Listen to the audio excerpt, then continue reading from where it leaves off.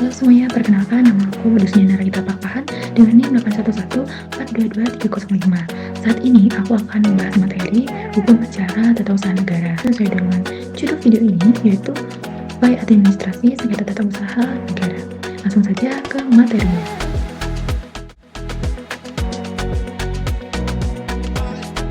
Langsung saja topik yang pertama, alur penyelesaian sengketa tata usaha negara. Sebelum kita masuk ke alur penyelesaian sengketa tata usaha negara, kita perlu tahu pengertian sengketa tata usaha negara itu sendiri. Nah, seperti yang sudah mungkin teman-teman ketahui, jadi sengketa tata usaha negara itu diatur dalam pasal 1 ayat 4 UU nomor 5 tahun 1986, nah, di mana objeknya itu merupakan ketun ataupun sengketa kepegawaian. Nah, di sini aku nggak mau menjelaskan secara detail mengenai objeknya, karena saya kira teman-teman sudah paham ya mengenai objek.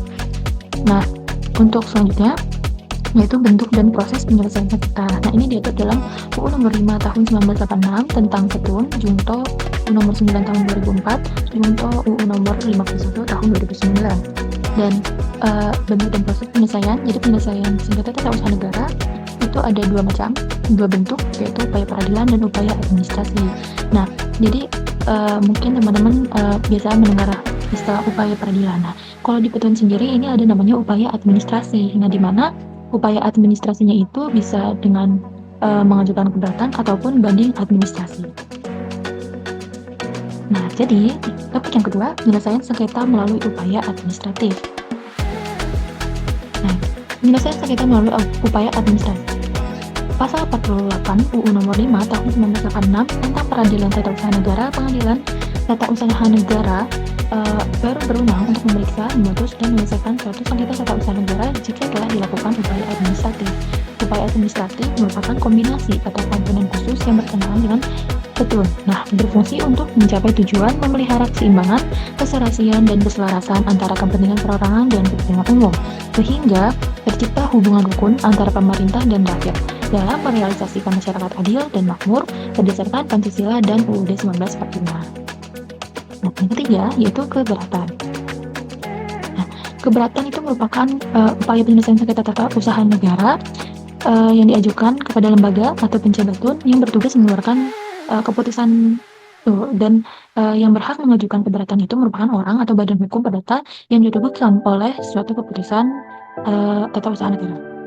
Sebagai contoh, misalnya prosedur yang dapat ditempuh oleh PNS ini, ia merasa bahwa nomor urutnya dalam daftar urut kepangkatan tidak tepat. Nah, jadi ia mengajukan permohonan kepada pejabat pembuat daftar urut kepangkatan agar nomor urutnya dalam daftar urut kepangkatan tersebut diperiksa kembali.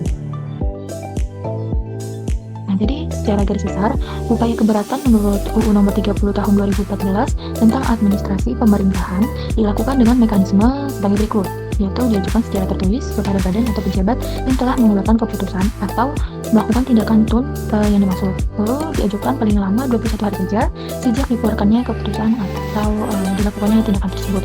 Lalu badan atau pejabat tun menyelesaikan upaya keberatan paling lama 10 hari kerja sejak diterimanya keberatan. Lalu badan atau pejabat tun berwenang mengajukan atau menolak keberatan. Nah, jika dikabulkan, badan atau pejabat tun wajib menetapkan keputusan baru sesuai permohonan keberatan.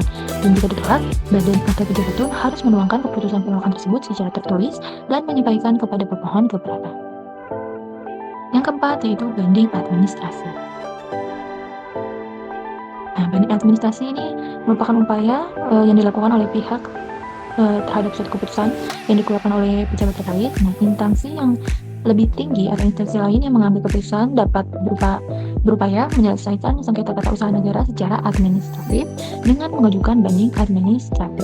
Contohnya, misalnya keputusan bupati. Nah, ini dilakukan banding administratif. Nah, ini dilakukan pada gubernur. Lalu keputusan menteri melawan pengusahaan didelegasikan.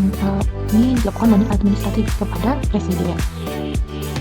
Dan administrasi ini lembaga yang memiliki kewenangan untuk menyelesaikan banding ini, yaitu pejabat yang mengeluarkan ketun, dan instansi lain yang wewenangnya telah diatur oleh undang-undang. Dimana ini penjelasannya terdapat pada pasal 48 UU nomor 5 tahun 1986. Nah, apa sih manfaat banding administrasi ini? Manfaatnya Yang pertama itu para pihak tidak diharapkan pada kesimpulan penilaian menang atau kalah. Nah, lalu yang kedua, penyelesaian sengketa dilakukan melalui diskusi. Yang ketiga, tidak perlu pengacara tentunya. Dan yang keempat, diselesaikan di internal instansi terkait. Dan yang kelima, mudah dieksekusi.